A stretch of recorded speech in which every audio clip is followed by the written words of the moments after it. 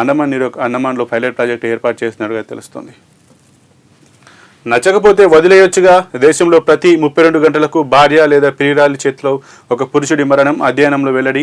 గతేడాది దేశంలో ఇలాంటివి 280 నుంచి 300 కేసులు. వ్యక్తిత్వ లోపమే ప్రధాన కారణం సైకియాట్రిస్టులు. దీన్నో సామాజిక సమస్యగానే చూడాలి తప్ప స్త్రీలను ఆడిపోసుకుని సరికాదు. సామాజిక శాస్త్రవేత్తలు స్త్రీలు తమ అభిప్రాయాలను స్వేచ్ఛగా తెలిపే పరిస్థితి ఉన్నప్పుడు ఇలాంటి ఘటనలు తగ్గుతాయని వెల్లడి. చంపడం ఏ సమస్యకు పరిష్కారం కాదని సినిమాలు సాహిత్యం ద్వారా అర్థమయ్యేలా చేయాలని సూచన. గృహహింస కారణంగా దేశంలో ప్రతి 90 నిమిషాలకు మహిళ హత్య. వాటి సంగతి ఏంటని కొందరి ప్రశ్న.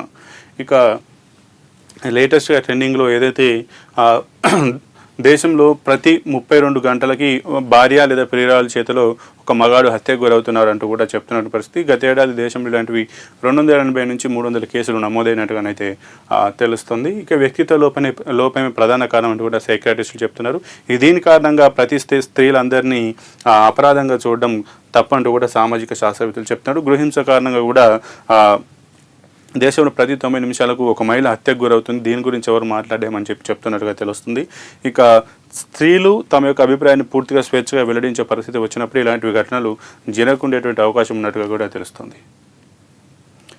ఎస్బీఐ రాజీ రాయదుర్గం భూమికి ప్రత్యామ్నాయంగా మరో స్థలం తీసుకునేందుకు సిద్ధం. హైకోర్టులో కేసు ఉపసంహరణకు ఆమోదం. సీఎస్తో ఎస్బీఐ ఉన్నతాధికారుల భేటీ విజయవంతం. ముగిసిన వివాదం. ఇక హైదరాబాద్కి సంబంధించి ఎస్బీఐ రాయదుర్గం భూమికి సంబంధించి ఏదైతే ఇష్యూ ఉందో అది సమిసినట్టుగా తెలుస్తుంది. సామరస్యంగా ఈయన సీఎస్ రామకృష్ణరావు తోటి ఎస్బీఐ ప్రతినిధులు మాట్లాడారు. ఇక రాయదుర్గం భూమికి ప్రత్యామ్నాయంగా వేరే చోట భూమి తీసుకోవడానికి సిద్ధంగా ఉన్నట్టుగానైతే తెలుస్తుంది. ఇక హైకోర్టులో ఏదైతే కేసు వేసారో దాన్ని ఉపసంహరణ చేసుకోవడానికి సమ్మతించినట్టుగా తెలుస్తుంది. ఇంట్లో చెప్పడం కన్నా చంపడమే సులువు అనుకున్న విచారణలో పూణె హత్య కేసు నిందితురాలు సియా. కేతన్ నచ్చలేదని సియా ముందే చెప్పి ఉంటే మేము పెళ్లిని ఆపేసేవాళ్ళం. సియా సోదరుడు సాహిల్. ఇక ఈ ఏదైతే ముంబైకి సంబంధించి సియా కేతన్లకు సంబంధించి కేతన్ని ఆమె కాబోయే భార్య సియా ఏదైతే హత్య చేసిందో దాంట్లో ఇంట్లో చెప్పడం కంటే ఆయన చంపడమే సులువు అనుకున్న, అందుకే చంపేసిన అని చెప్పి ఆమె సులువుగా అయితే చెప్తుంది. ఆమె విచారణలో అయితే వివరాలు అయితే వెల్లడించినట్టుగా తెలుస్తుంది. ఆమె ముందే చెప్పుంటే ఈ పెళ్లి ఒప్పుకునే వాళ్ళం కాదు కదా అని చెప్పి ఆమె సోదరుడు సాహిల్ చెప్పినట్టుగా తెలుస్తుంది. ఇవి ఆంధ్రజ్యోతిలో ఉన్నటువంటి కథనాలు. ఇక ఆంధ్రప్రదేశ్ సంబంధించి ఈనాడులో ఎలాంటి కథనాలు వచ్చాయి చూద్దాం. ఏ ఒక్కరూ నష్టపోకుండా వెలుగొండ పూర్తి చేస్తాం. నిర్వాసితులకు ముఖ్యమంత్రి చంద్రబాబు భరోసా. 2351 మందికి 300 కోట్ల పరిహారం పంపిణీ. ఫీడర్ కాలువ లైనింగ్ పనుల పరిశీలన. గత ప్రభుత్వం ప్రజలను మోసం చేసిందని విమర్శ. ఏ ఒక్కరు కూడా మోసపోకుండా నష్టపోకుండా వెలుగొండ ప్రాజెక్ట్ని పూర్తి చేస్తామని చెప్పి సీఎం చంద్రబాబు చెప్పినట్టే తెలిసింది. నిన్న ఈ వెలుగొండకు సంబంధించి నిర్వాసితులకు చంద్రబాబు భరోసా ఇచ్చి దాదాపు 300 కోట్ల రూపాయలను 351 మందికి పంపిణీ చేసినట్టుగా పరిహారం పంపిణీ చేసినట్టు తెలుస్తుంది. ఇక ఫీడర్ కాల్వ లైనింగ్ పనులను పరిశీలించినట్టు అనేది తెలుస్తుంది. కులాలతో రాజకీయ క్రీడల. బూతులు తిట్టేవాళ్ళుగా క్రిమినల్స్ కాపుల్ని చూపించే ప్లాన్. కాపుల్ని చూపించే ప్లాన్. అధికారం కోసం ఏ కులాన్నైనా మతాన్నైనా వైకాపా ఇలాగే వాడేస్తుంది.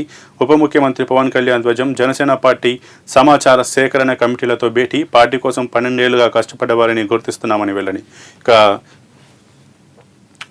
కులాలతోటి రాజకీయ క్రీడలు అంటూ కూడా Janasena chief AP deputy CM Pawan Kalyan పూర్తిగా ధ్వజమెత్తినట్టుగానే అయితే తెలుస్తుంది. బూతులు తిట్టేవాళ్ళుగా క్రిమినల్స్గా కాపులను చూపించేటువంటి ప్రయత్నం జరుగుతుందని చెప్పారు.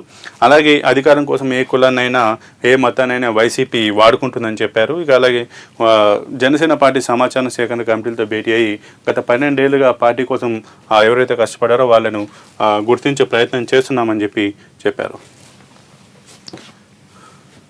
వైకాపా నేతలను తరిమిన రాజధాని రైతులు. రాజధాని ద్రోహి జగన్ గో బ్యాక్ వైసీపీ అంటూ నినాదాలు. గంటపాటు అడ్డగింపు. రెచ్చగొట్టేలా వైకాపా కార్యకర్తలు చేష్టలు. పోలీసులపై అంబటి దౌర్జన్యం. రైతులతో పేర్ని నాని వాగ్వాదం. రాళ్లు కోడిగుడ్లతో గుర్తు తెలియని వ్యక్తుల దాడి. కానిస్టేబుల్కు తీవ్ర గాయాలు. పోలీసులకు రైతులు వైకాపా నాయకుల ఫిర్యాదులు. ఇక వైకాపా నేతలను రాజధాని రైతులు తరిమి కొట్టారన్న కథనం అయితే చూస్తున్నాం. గంటపాటు రైతులైతే వాళ్ళని అడ్డగించుకున్నట్టుగా తెలుస్తుంది. ఇక పోలీసులతోటి పేర్ని నాని వాగ్వాదం రైతుతో పేర్ని నాని వాగ్వాదం దిగితే పోలీసులతోటి అంబటి దౌర్జన్యం చేసినట్టుగానైతే తెలుస్తుంది. ఇక కానిస్టేబుల్కు ఒక తీవ్ర గాయాలైనట్టు తెలుస్తుంది. ఇందులో గుర్తులేని వ్యక్తులు కోడిగుడ్లు రాళ్లతో